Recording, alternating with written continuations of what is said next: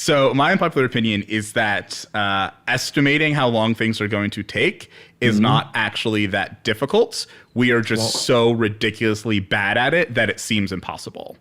Okay, what's the difference really between those two things? If we're all terrible at it, why don't we just stop lying to ourselves and stop doing it? I think the former is something we can fix, right? If it really was true that you can't estimate things, that it's like this impossible task we can't get right, then we're kind of stuck, right? Then you can't ever really fix that. We're just kind of stuck with like, I don't know, software will get done when it gets done.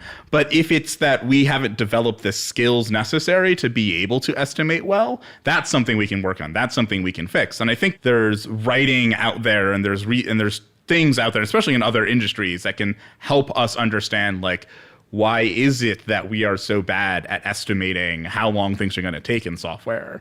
Like one of the things I always kind of talk with my friends about is how like, I don't know, when's the last time that you factored in people's vacation schedules into your sprint planning?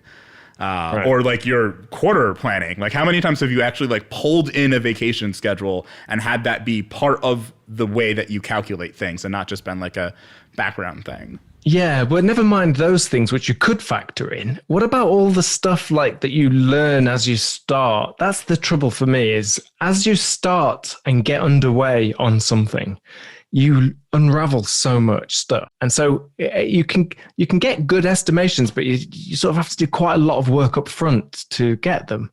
And then why don't we just focus on doing the work? And I'm not against like deadlines. I actually really like quite aggressive deadlines because it really forces you to prioritize. But it's not about like cramming all that scope, cramming everything into that short time period.